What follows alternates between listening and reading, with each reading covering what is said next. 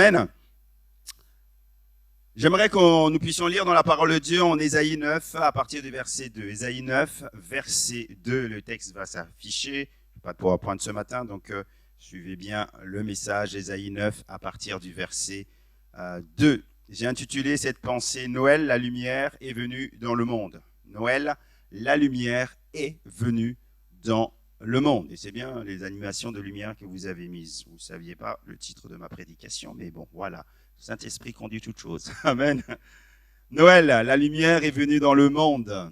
Ésaïe 9, 2. Il est écrit, le peuple qui marchait dans les ténèbres voit une grande lumière sur ceux qui habitent le pays de l'ombre de la mort. Une lumière resplendit. Et cette prophétie d'Ésaïe, elle est prophétique parce que cette lumière, c'est l'introduction de Jésus dans le monde. Alléluia. Amen. Dans l'évangile de Jean, chapitre 8, à partir du verset 12, voici aussi ce que l'Écriture nous dit. Jésus leur parla de nouveau et il dit, « Je suis la lumière du monde. Celui qui me suit ne marchera pas dans les ténèbres, mais il aura la lumière de la vie. » Et nous disons, « Amen. » Nous voici à quelques jours de la fête de Noël et c'est probablement l'une des plus belles fêtes chrétiennes. Vous êtes d'accord avec moi? Ah, voilà, c'est la plus belle. Mais il y a une autre fête aussi, il y a Pâques. Voilà, donc c'est probablement la plus belle fête de la chrétienté. Noël avec ses lumières, avec ses décorations, ses vitrines, ces lumières qui sont là, qui sont illuminées. Et chaque année, certains attendent ça avec impatience, cette atmosphère particulière qui est là, les petits, les plus grands et les plus âgés, que nous soyons croyants ou incroyants, le monde attend cela. Mais toutefois, certains ont perdu réellement le véritable sens de Noël. Et il est entré dans l'oubli dans beaucoup de gens, dans l'esprit de beaucoup de gens, parce qu'ils ne gardent pas l'essentiel, et c'est cet essentiel-là que j'aimerais que nous puissions retenir ce matin. L'essentiel, c'est Jésus. C'est Jésus, la lumière du monde. Si nous enlevons le thème, le message de cette fête, en réalité, elle ne va pas être autre chose qu'une simple fête. Mais Noël n'est pas une simple fête. Alléluia. Jésus doit être au centre. Il doit être au centre de nos vies. C'est pas les guirlandes, c'est pas les sapins, même si on n'a rien contre les sapins. Mais Jésus doit être au centre de Noël. Voici, il y a 2000 ans, le Christ est venu dans ce monde et sur toute la planète, les fêtes de Noël ont commencé à avoir une saveur différente pour le peuple élu de Dieu, ceux qui croient en lui, et c'est important de le rappeler, et des millions d'hommes et des femmes, de jeunes gens, se souviennent que Jésus est venu, il est venu. Jésus n'est pas né un 25 décembre, vous savez, mais plutôt aux alentours de septembre-novembre, parce que ça correspondait au moment où les bergers étaient dans les champs, comme il est écrit dans l'évangile de Luc, et Jésus est né à cette période-là, à ce moment-là.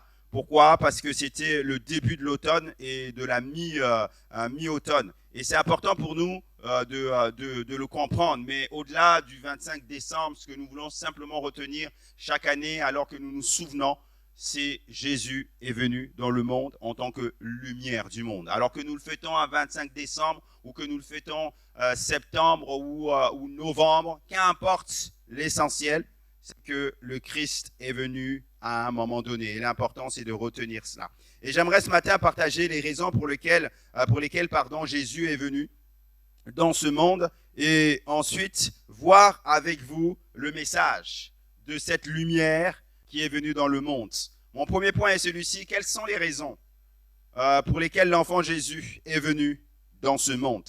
Et j'aimerais en partager 3 ce matin. Les raisons pour lesquelles Jésus, né à Bethléem, est différent de tout autre enfant, sur terre, dans le monde. Et j'aimerais les partager au nombre de 3 ce matin. Et la première raison que nous voyons au travers de l'Écriture lorsque nous lisons la parole de Dieu, c'est que la naissance de Jésus a été annoncée plusieurs siècles avant qu'il ne vienne. Ce qui fait de Jésus vraiment un enfant unique, c'est que sa naissance a été annoncée. Nulle part sur terre, vous trouvez quelqu'un dont la naissance a été annoncée avant même qu'il vienne. La venue de Jésus a été annoncée par des centaines d'années en avance. Et on l'a lu ensemble déjà, Isaïe l'a annoncé. Et ça concerne en réalité, lorsque vous lisez, vous feuilletez la parole de Dieu, ce qu'on appelle les prophéties messianiques. C'est-à-dire que dans ces prophéties-là, il y a l'annonce d'un Messie qui viendrait, d'un Sauveur qui viendrait. Voici, je vous annonce une bonne nouvelle. C'est ici, dans la ville de David, il vous est né un Sauveur, un Sauveur. Et c'est important de le réaliser, ce Sauveur, c'est le Messie. Et Moïse, on a parlé, Michée, on a parlé, Ésaïe, nous l'avons lu, on a parlé, Zacharie, on a parlé, David, on a parlé, et le prophète aussi, Daniel, on a parlé. Des siècles avant sa venue, Jésus a été annoncé qu'il viendrait quelqu'un qui serait la lumière des nations, qu'il viendrait quelqu'un qui serait introduit dans le monde pour venir nous sauver. De tout temps, les hommes ont toujours désiré un changement, désiré un sauveur qui viendrait. Et tous les prophètes de l'Ancien Testament se sont inscrits justement dans cette typologie, on va dire, du sauveur. Moïse a été sauvé des eaux. Et déjà, même dans l'annonce de Moïse, il est question déjà de ce sauveur-là qui viendrait. Et c'est important pour nous de comprendre le monde, plus que jamais, alors que les ténèbres sont dans ce monde, le monde a besoin d'une autre réalité, celui du Sauveur qui viendrait éclairer nos ténèbres. Alléluia. La deuxième raison pour laquelle l'enfant Jésus est particulier et unique, c'est que l'enfant est né à Bethléem. Ah, il est né à Bethléem. Jésus est né à Bethléem et ça fait de lui, on va dire, un enfant particulier parce qu'il est né dans la même ville dont les prophètes ont parlé. Waouh! Avant lui, avant qu'il ne vienne, Dieu avait déjà annoncé le lieu, le moment, le temps, la ville où Jésus naîtrait. Et c'est la raison pour laquelle il marque vraiment l'histoire de l'humanité.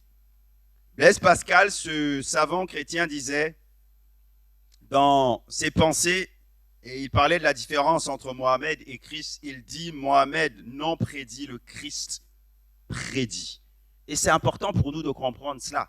Parce que dans le monde dans lequel nous vivons, l'Écriture nous dit, dans Jean 14, Jésus est le chemin, la vérité et la vie. Un seul a été prédit dans un endroit qu'il naîtrait pour faire une mission bien particulière.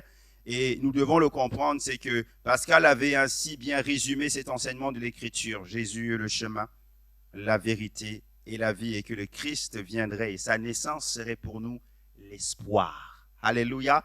Ça veut dire que si sa naissance est l'espoir, mon frère, ma sœur, il y a pour nous l'espoir, parce que Jésus ne vient pas pour simplement vous annoncer une bonne nouvelle, mais cette bonne nouvelle, elle va au-delà de ce que toi tu peux escompter, de ce que toi tu peux attendre. La bonne nouvelle, c'est que la lumière, elle rentre en toi. La bonne nouvelle, c'est que la lumière entre dans les ténèbres de ce monde. Regardez, et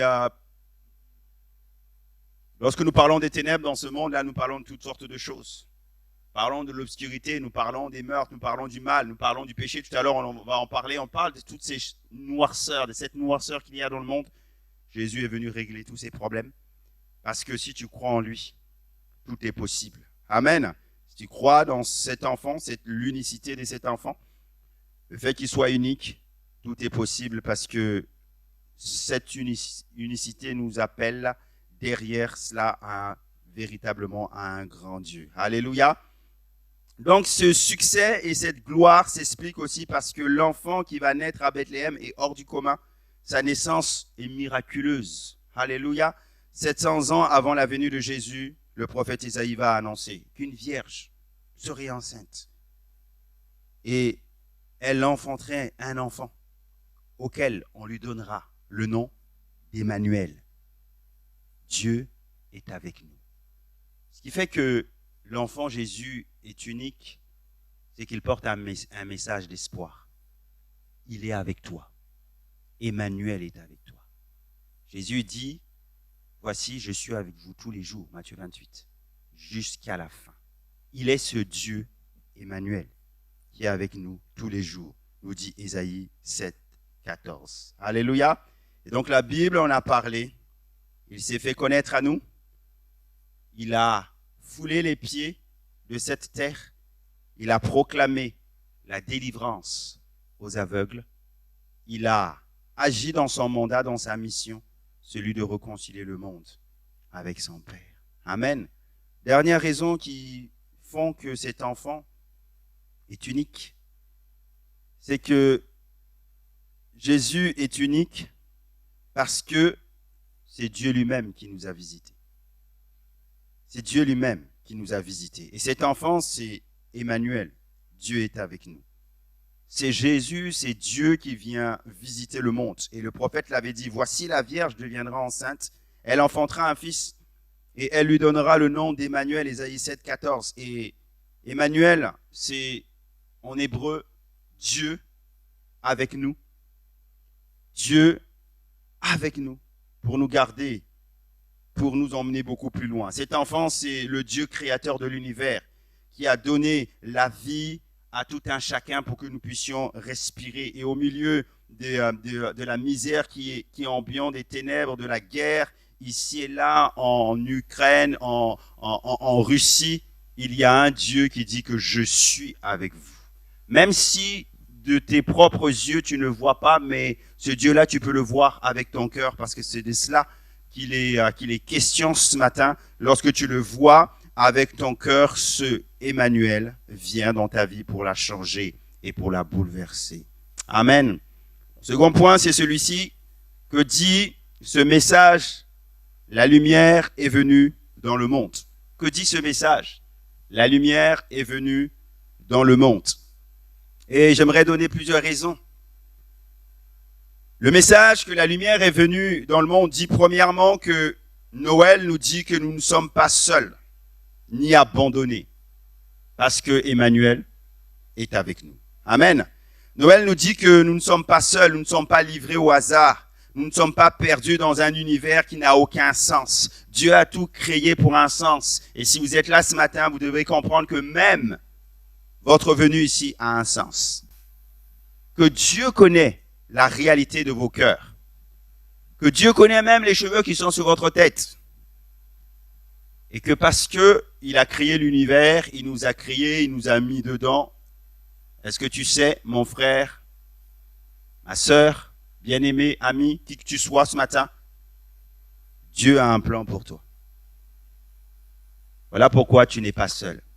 Souvent dans ces moments de fête, décembre, beaucoup de personnes sont seules, se sentent abandonnées. Alors que c'est censé être des temps de joie, de fête. Beaucoup vivent en fait une certaine solitude. Vivent une solitude parce qu'ils sont laissés pour compte. D'autres sont même pas visités. D'autres voient ces temps en parlant avec les uns les autres, souvent dans ces moments de décembre, lorsque ces temps de fête arrivent, beaucoup en réalité ont comme l'angoisse. Alors que d'autres voient ça comme temps de fête, nous on regarde nos filles, elles sont là, elles attendent que ça. Mais beaucoup voient cette période comme une période vraiment d'angoisse, parce qu'ils savent qu'ils vont être seuls. Mais ce matin, Jésus nous dit, il est le Emmanuel. Combien même tous t'abandonneraient, lui ne t'abandonnerait jamais. Une mère peut abandonner son enfant, l'Écriture nous dit, mais le Père céleste, lui, ne t'abandonnera jamais. L'important, c'est pas forcément d'être à table avec quelqu'un. L'important, c'est être avec Jésus. Et Jésus est avec toi. Si tu ouvres ton cœur, il est avec toi. Il peut entrer, il peut souper avec toi. Il peut venir donner une autre saveur à ces moments que tu redoutes tellement. Parce que tu te dis, je vais être seul, mais tu n'es pas seul. Jésus est avec toi. Amen. Que nous dit ce message? La lumière est venue dans le monde. Deuxièmement, c'est que Noël signifie que Jésus vient nous rappeler que nous sommes pécheurs. Oui, L'introduction de la lumière dans le monde, la lumière, elle est là pour chasser les ténèbres. Et il y a vraiment un mal qui gangrène ce monde. C'est pas les guerres, c'est pas les dépressions, les tristesses, c'est pas la rancune, c'est pas toutes les haines que nous pouvons avoir. Il y a un mal profond qui gangrène toute l'humanité et l'homme, c'est le péché. Et la lumière, elle a été introduite dans le monde seulement pour un seul objectif, mettre fin à la domination du péché, comme l'apôtre pouvait le dire. Et c'est important de réaliser que Noël, c'est ce message, Jésus est la lumière du monde, il est venu pour rappeler que nous sommes pécheurs, que nous avons transgressé la loi de Dieu, et à cause de cela, nous sommes dans les ténèbres. À cause de cela, nous sommes loin de Dieu. Et la lumière, elle vient pour nous attirer à Dieu. La lumière, elle vient pour éclairer les ténèbres qui sont au plus profond de nos cœurs. La lumière, elle vient pour révéler qu'en nous, il y a des choses qui ne vont pas. La lumière, elle vient lorsque vous avez une pièce dans le noir, vous allumez une bougie, comme celle-ci. La pièce, vous commencez à distinguer ce qu'il y a dans la pièce. C'est ce que Jésus est venu faire. Lorsque la lumière a été introduite dans le monde, Adam et Ève, nos parents, avaient péché. Et Romains 5 nous dit que par leur désobéissance à la loi divine, le péché est entré dans l'humanité. Et le péché s'est installé sur toute l'humanité. Alors que l'homme jouissait d'un privilège auprès de Dieu, il a été déchu de son rang. Et a commencé le premier meurtre. Et a commencé toutes sortes de péchés. Et nous en sommes là à cause du péché. La lumière a été introduite dans le monde pour révéler. Elle a commencé à éclairer. Et les ténèbres qui étaient en nous ont commencé à être révélées. Et à ce moment-là, nous avons besoin de réaliser notre besoin de Dieu. Nous réalisons à ce moment-là notre incapacité de plaire à Dieu, notre incapacité de nous sortir nous-mêmes de cette situation. Nous avons besoin d'un sauveur. Et la bonne nouvelle, c'est que la lumière est venue dans le monde pour percer les ténèbres. Alléluia. Et c'est ce message-là que nous devons comprendre. Il y a dans l'homme, loin de Dieu, une noirceur qui l'empêche d'être agréable à Dieu, qui l'empêche de venir auprès de Dieu. Mais la lumière de Christ peut repousser toute forme de ténèbres. Je ne sais pas avec quoi tu luttes dans ton cœur et ce qu'il peut y avoir en toi, mais j'aimerais t'adresser ce message-là. Aucun péché, aucune situation qui te domine n'est supérieure à la lumière qui est venue dans le monde. Aucune. Parce que Jésus est ce Dieu qui est la solution pour le monde d'aujourd'hui. Et il n'a pas changé parce que l'Écriture nous dit qu'il est le même hier, aujourd'hui et éternellement. Et Jésus encore ce matin, il tend la main parce qu'il désire changer nos vies. Amen. Troisième raison pour laquelle la lumière est venue dans le monde, c'est celle-ci, c'est qu'à Noël doit être pour nous un encouragement à ne pas baisser les bras. Lorsque nous parlons du fait que la lumière elle est venue dans le monde, nous devons comprendre que Noël est pour nous un encouragement à ne pas baisser les bras. Le Fils de Dieu existait déjà avant Noël. Il existait déjà. Il a accepté cette mission de son Père pour venir. Et le temps de Jésus sur cette terre n'est qu'une parenthèse dans l'histoire de l'éternité, de l'humanité.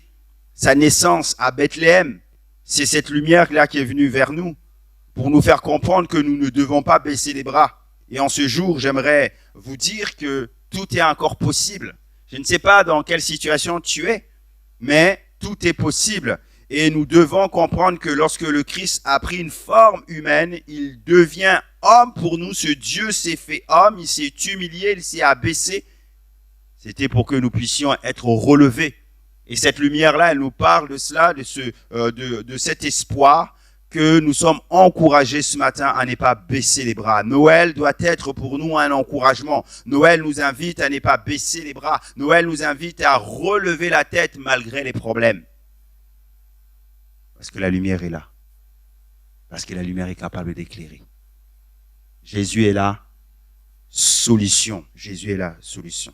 Il y a 2000 ans, la puissance semblait appartenir à Rome et aux armées de César. Mais la naissance de l'enfant Jésus va bouleverser le cours de l'histoire et confondre les puissants de l'Empire romain. À cette époque-là, cet empire va s'écrouler, vous savez, quelque temps après, des siècles après, elle va s'écrouler. Mais Jésus demeure le même. Et cet espoir-là demeure le même encore aujourd'hui. Pourquoi? Parce que Jésus est Dieu. Et il a la capacité d'agir en toi. Lorsque nous parlons de Noël, nous parlons vraiment de cette attitude-là que nous devons avoir, de cet espoir que nous pouvons saisir. C'est que Noël nous invite à ne pas baisser les bras. Tout est encore possible. Je ne sais pas, mon frère, ma soeur, avec quoi tu luttes. Je ne sais pas quels ont été, alors que nous allons dans cette nouvelle année 2026, tes défis en 2025.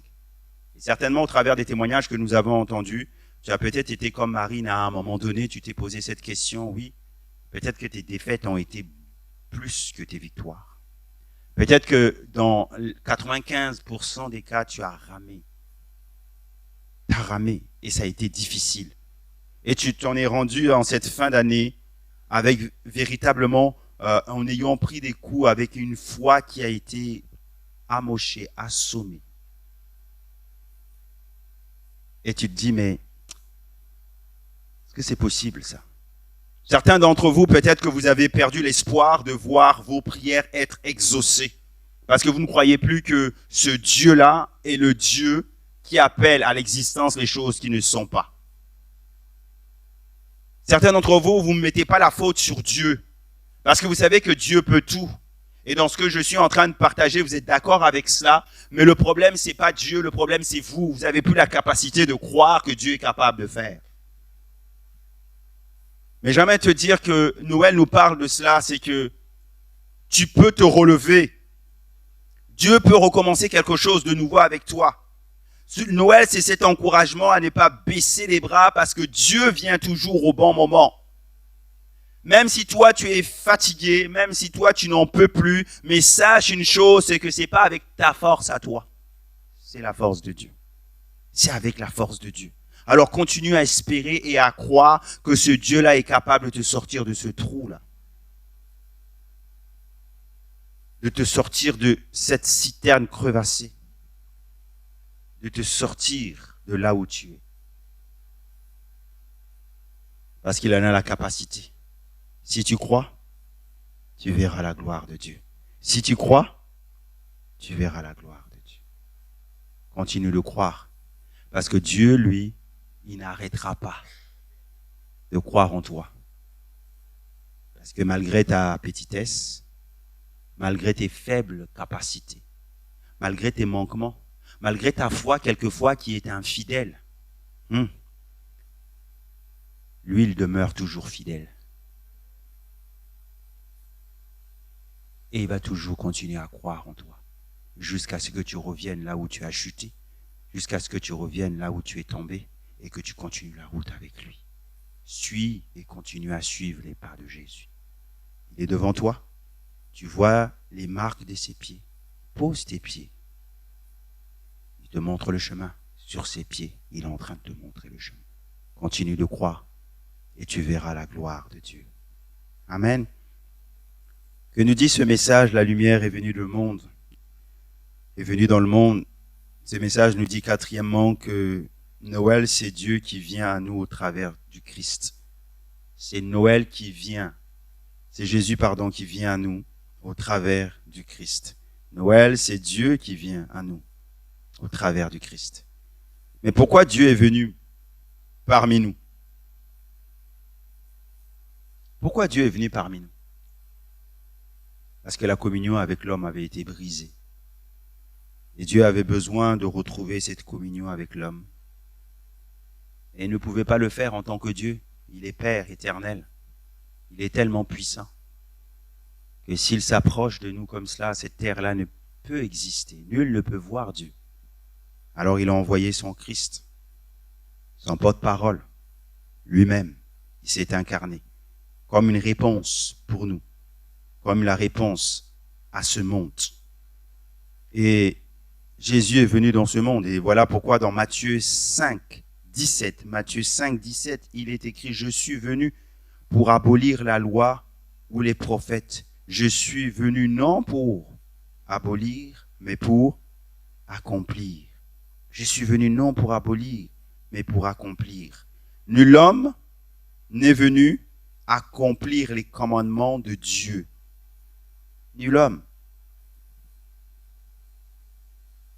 Jésus est venu non pour abolir, mais pour accomplir, et il a parfaitement accompli la loi. Vous savez, c'est déjà difficile pour chacun d'entre nous de obéir pleinement à tout ce que la parole de Dieu nous dit. Tellement difficile. Pourquoi? Parce que nous sommes empreints de rébellion en nous. Il y a la désobéissance en nous. Il y a le fait que lorsque Dieu nous dit quelque chose, nous voulons faire ce que nous avons envie de faire.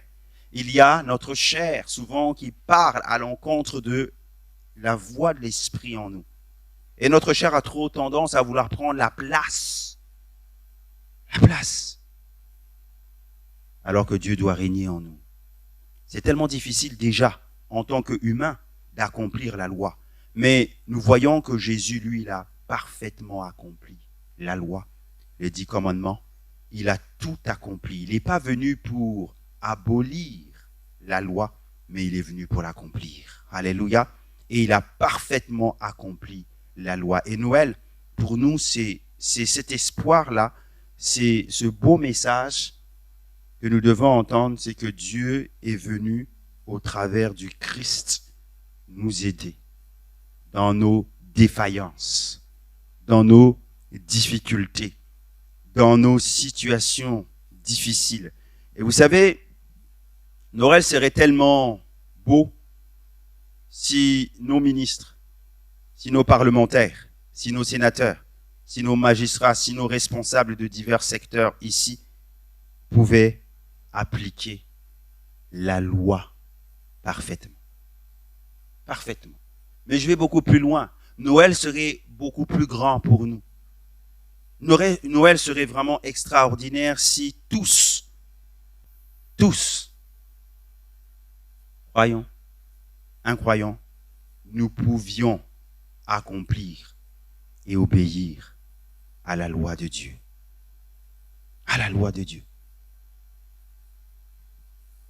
Quand Dieu vient au travers du Christ sur terre, il vient justement mettre en perspective cela, que l'homme est incapable d'obéir de lui-même à la parfaite loi de Dieu. Un seul a obéi, un seul a été capable d'obéir et d'accomplir parfaitement la loi. C'est Jésus. Face à nos défaillances, quand je parle de défaillance, je parle aussi du fait que souvent nous disons aux uns et aux autres, je vais faire ça pour toi. C'est le mari qui dit à sa femme, chérie, je vais m'occuper de ça. Une semaine après, 2 semaines après, 3 semaines après, rien n'a été fait. C'est la femme qui dit à son mari, t'inquiète pas, je gère, je sais gérer plusieurs choses à la fois. Mais au final, rien n'a été fait. Des promesses et des promesses. Et souvent, nous n'avons pas la capacité d'accomplir les promesses. Ce Dieu-là qui vient au travers de Jésus dans ce monde nous montre justement notre incapacité d'obéir parfaitement à la loi. Voilà pourquoi nous avons besoin d'une aide. Cette aide-là, c'est le Saint-Esprit. Cette aide-là, c'est Jésus qui vient auprès de nous pour nous aider dans nos défaillances. Le Christ dira qu'il est venu pour appeler à la repentance des pécheurs. Ah, je ne suis pas venu pour appeler à la... Je ne suis pas venu appeler à la repentance des justes, mais des pécheurs, nous dit Luc 5, 32. Mais des pécheurs. C'est pas des gens qui disent que moi j'ai pas besoin de quoi que ce soit, je n'ai besoin de rien, je sais tout, Non. Jésus est venu appeler à la repentance des pécheurs, des gens qui avaient besoin, qui réalisent leur indignité et qui réalisent leur incapacité, qui réalisent qu'ils ne peuvent pas faire une telle chose sans l'aide de Dieu. Et nous avons besoin de comprendre cela. C'est que ce Dieu-là, il se tient à nous. Il se tient à nos côtés, pardon. Il est près de nous, prêt à nous emmener beaucoup plus loin. Le Dieu de la Bible est un Dieu qui appelle, et le Christ a appelé, vous savez, ses disciples. Il a appelé André, Pierre, Jacques, Jean, Philippe, Marc, et ainsi de suite. Il les a appelés à le suivre.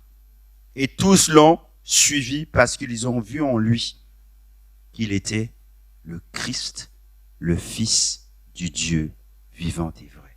Ils avaient leurs défis, ils avaient leurs failles. Pierre était un révolutionnaire, impulsif. D'autres étaient des gens qui escroqueraient les autres. Matthieu, par exemple.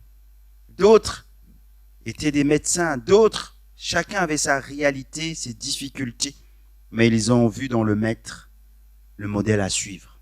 Toutes les religions du monde ont un seul but. Vous savez quoi? Améliorer l'homme. Voilà le but de la religion. Améliorer l'homme. Mais une seule a comme premier objectif de sauver l'homme, c'est Jésus.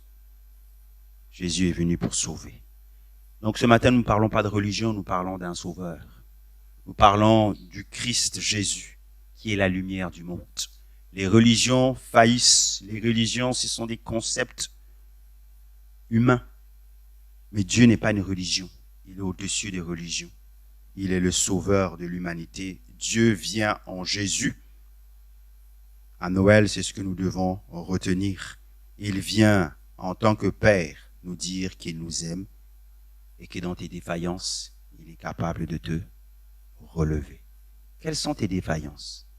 Quels sont tes manquements? Où est-ce que tu as failli, où est-ce que tu as manqué tout au long de cette année 2025? Est-ce que tu as manqué dans l'éducation de tes enfants? Est-ce que tu as manqué professionnellement parlant? Est-ce que tu as manqué au sein de ta famille?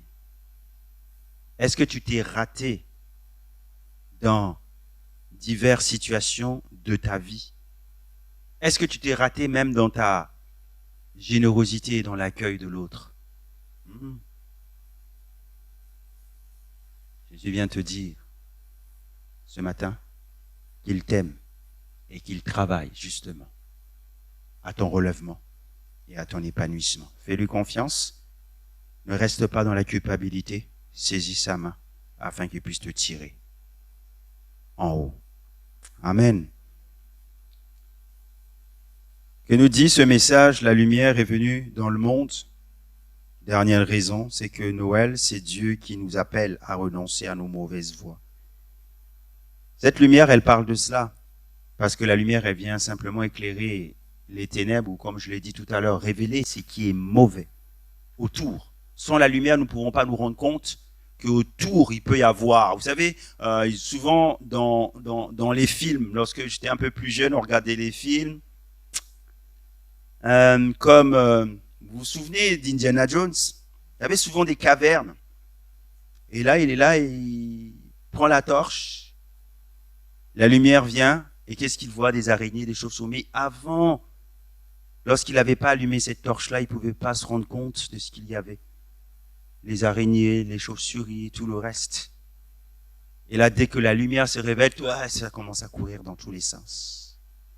J'aimerais vous dire que c'est la même chose. C'est-à-dire que Noël, c'est Dieu qui nous appelle à renoncer à nos mauvaises voies. Parce que lorsque la lumière vient, elle révèle ce qui est mauvais en nous. Elle montre les toiles d'araignée, elle montre les chauves-souris qui commencent à voler, elle montre peut-être l'animosité qu'il peut y avoir dans nos cœurs, elle montre la haine qu'il y a au-dedans de ton cœur, l'amertume et le manque de pardon que tu peux avoir vis-à-vis d'une sœur ou d'un frère. Elle montre ce qui t'a empêché d'aller plus loin vers Dieu. Elle montre pourquoi tu t'es arrêté sur le chemin dans cette année 2025 et que tu n'es pas allé beaucoup plus loin. Elle montre le fait que tout à l'heure dans le message prophétique de tout à l'heure, elle montre et te fait comprendre pourquoi certains sont dans cette barque et d'autres ne sont pas dans la barque que Dieu mène. Elle nous montre cela. Elle nous montre le fait où est-ce que tu es tombé.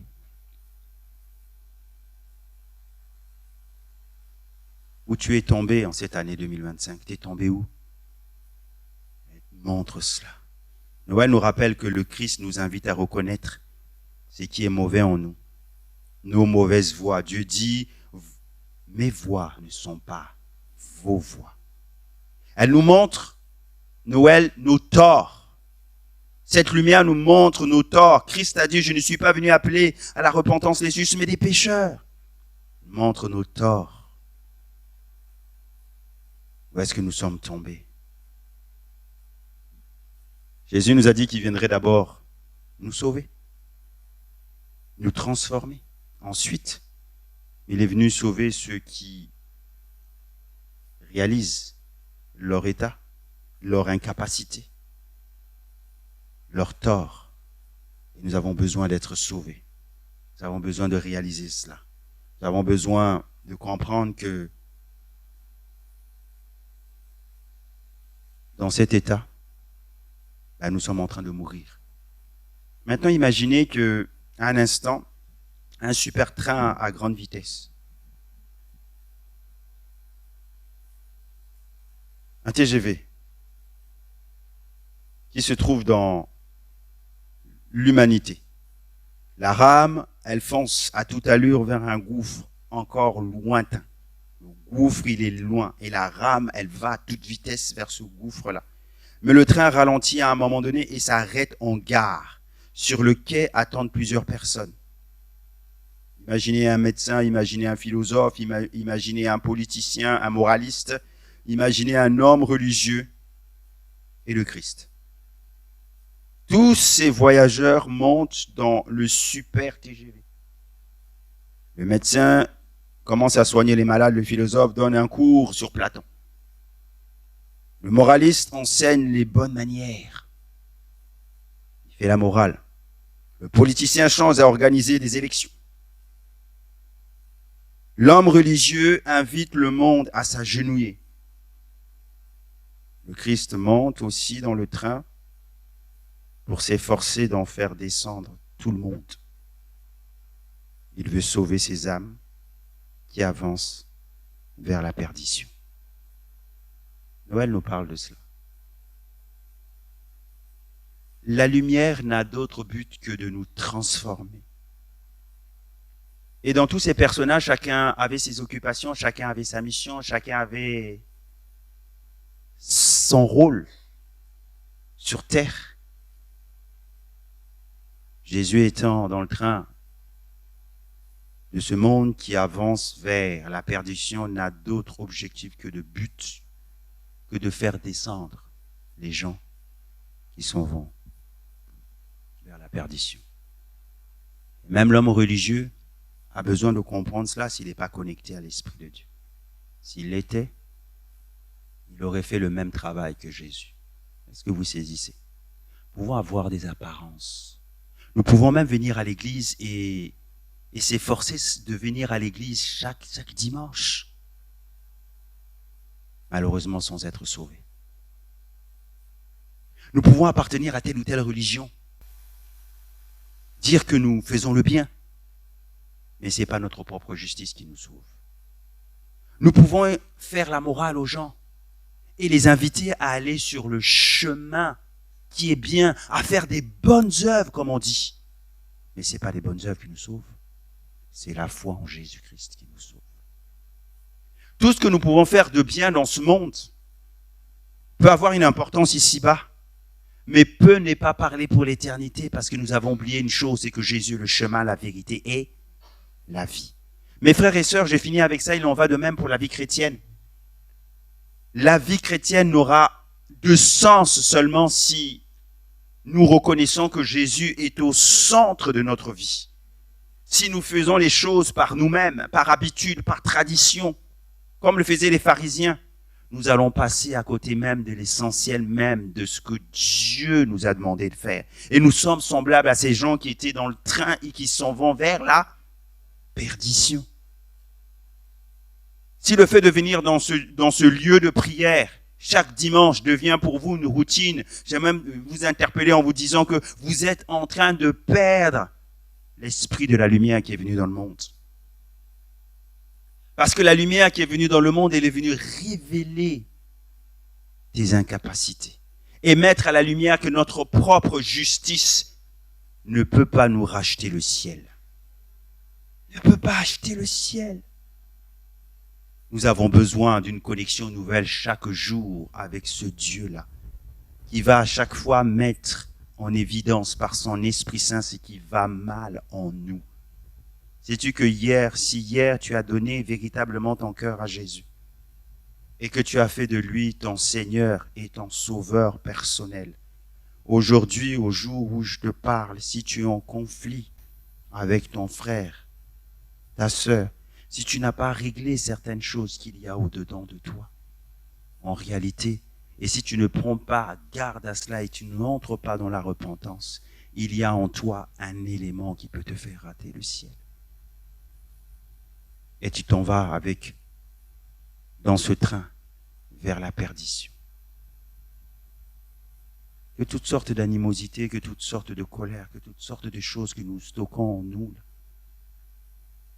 soient laissées. Et j'aimerais inviter vraiment le peuple de Dieu à considérer qu'alors que nous allons dans cette nouvelle année, que cette nouvelle année ne soit pas comme a été 2025. Qu'au niveau de ton cœur, Dieu puisse laver. Dieu puisse nettoyer. Que ce matin, il révèle en toi ce qui est un frein à l'épanouissement de ta vie chrétienne. Que ce matin, le Christ puisse te montrer la véritable direction de ta vie. Que tu puisses enlever ces parasites qui alourdissent ta vie chrétienne. Je parle à certains ce matin et je leur dis, vous savez, ne vivez pas selon les apparences. Parce que Dieu cherche les adorateurs en esprit et en vérité. Ne vivez pas selon les apparences. Ne jouez pas à l'église ou ne jouez pas à jouer à être un bon chrétien. Non, cherchez pas. L'Écriture nous dit que Jésus lit dans nos cœurs comme dans un livre ouvert. Il connaît exactement ton positionnement. Tu peux venir ici à l'église en disant au pasteur, coucou, je suis là, je suis venu quand même. Ça, c'est l'apparence. C'est l'apparence. Mais alors que tu fais ça, Jésus sait exactement le positionnement de ton cœur. Il sait que si tu l'aimes, tu viens pour lui ou tu viens pour te faire voir. Il est temps pour nous de nous réveiller parce que Jésus est à la porte. Noël nous raconte aussi cela, nous parle aussi de cela, alors que chaque année nous renouvelons et nous fêtons cette fête. Mais nous ne devons jamais oublier aussi que Jésus est à la porte et qu'il vient. Est-ce que ça sera le dernier Noël? Il est à la porte. Il vient. Et il vient pour chercher son Église, sans tache, irrépréhensible devant lui. Son Église qui passe au travers de son sang. Sans ce sang, nul ne peut lui être agréable. Oh. Il faut que nos vies soient sanctifiées. Il faut que nos vies soient purifiées. Il faut que nos vies soient sanctifiées. Et que nos vies soient purifiées. Soyez bénis. Est-ce qu'on peut incliner nos fronts? Nous allons prier ensemble. Alléluia.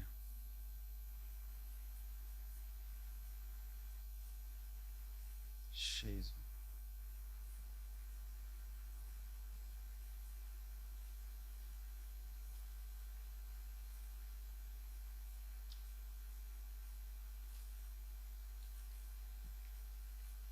Ce matin, l'invitation est C'est une invitation à examiner nos cœurs.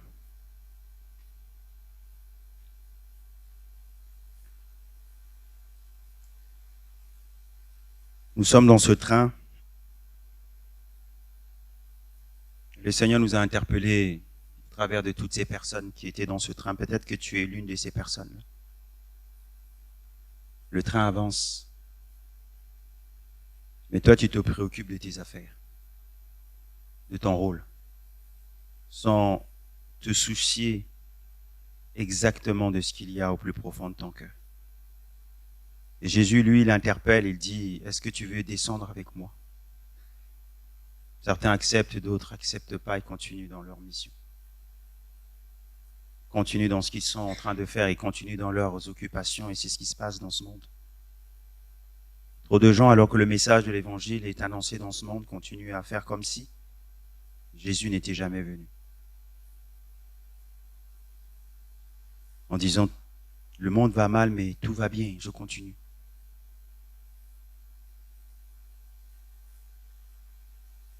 Sans prendre compte de l'avertissement du Seigneur. Et ce matin, le Seigneur te parle.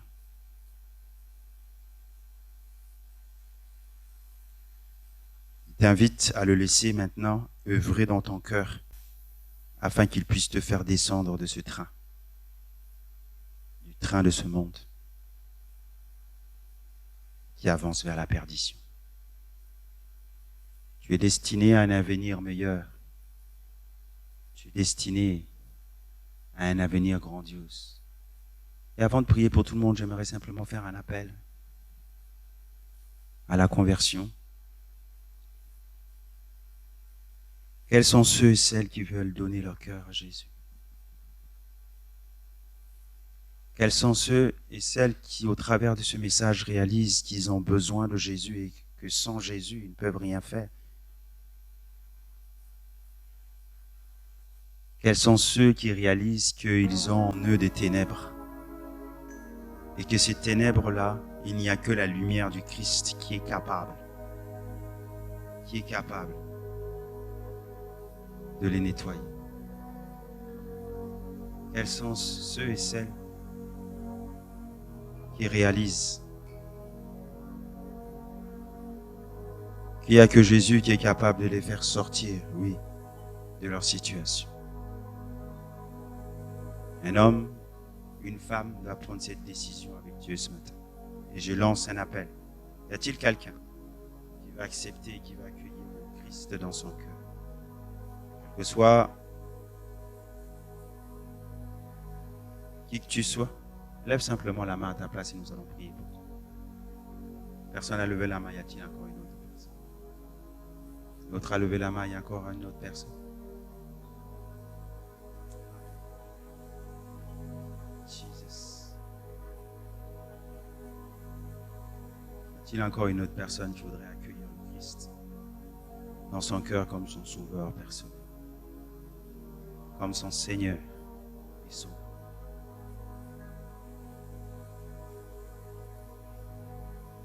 J'aimerais que l'on puisse encourager nos frères et sœurs en faisant cette prière-là. C'est la prière de repentance et j'aimerais inviter toute l'Église à la faire avec nos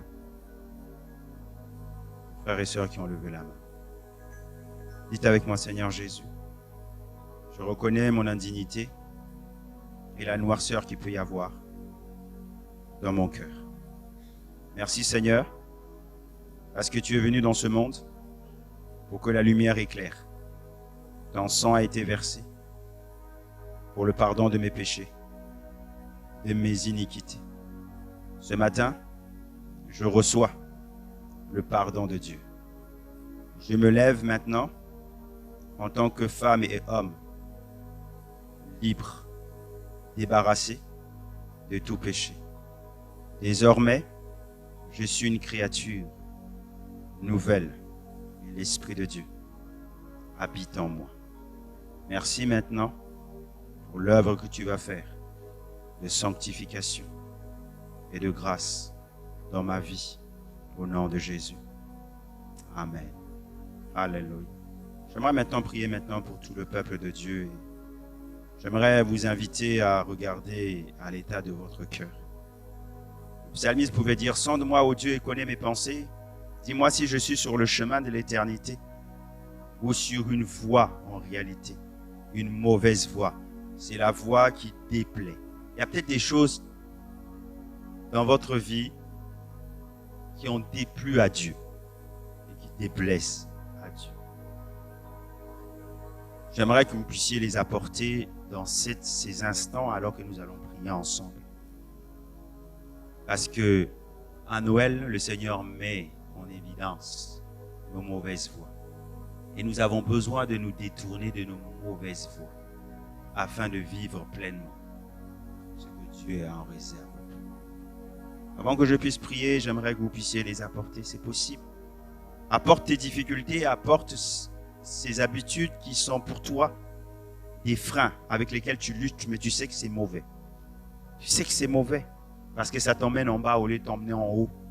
Mais tu as besoin de laisser ça, tu as besoin de laisser ça, mais tu n'as pas la force.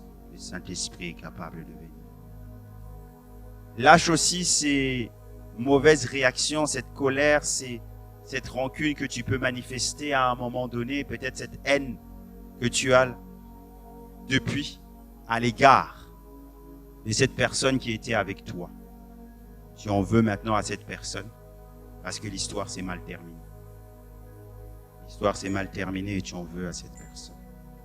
Le Seigneur te dit, lâche, il veut te guérir, il veut te libérer. Prions ensemble. Seigneur, tu vois la réalité des cœurs. Tu vois ce qui a été déclaré et dit. Tu es celui qui est le consolateur. Le consolateur. Celui qui restaure les vies. Celui qui agit. Présentement, je te prie, Seigneur mon Dieu, pour tous ceux et celles qui n'ont pas la force. Je te prie pour tous ceux qui ont été et celles qui ont été blessés, afin que tu puisses restaurer. Tu touches, Seigneur mon Dieu, le cœur de ce jeune homme et tu l'amènes à réaliser que tu es celui qui guérit. Tu dis, je suis celui qui guérit. Merci, Seigneur mon Dieu, parce que tu donnes les capacités à mes frères et sœurs, Seigneur, d'avoir la capacité de se sanctifier. Parce que tu dis que celui qui se sanctifie encore. Seigneur, merci parce que ce n'est pas nos forces, mais c'est ta force en nous qui nous donne cette capacité. Et nous voulons déclarer, Seigneur, maintenant qu'un mouvement prophétique se fait, une puissance, une onction est téléchargée, une onction de guérison, de relèvement, de délivrance qui prend place maintenant dans les corps et dans les vies pour apporter l'espoir, pour apporter, Seigneur mon Dieu, le réconfort et le salut et les forces, l'énergie nécessaires pour pouvoir avancer avec toi et te plaire dans le nom de Jésus. Seigneur, détache les liens qui ont retenu, Seigneur mon Dieu, mes frères et mes sœurs qui nous ont retenus loin de toi et qui nous voilent tellement ta face de temps en temps. Je prie, Seigneur mon Dieu, de changer la mentalité et que nous puissions tous embarquer dans ta barque désormais. Ainsi j'ai prié dans le nom de Jésus. Amen. Amen.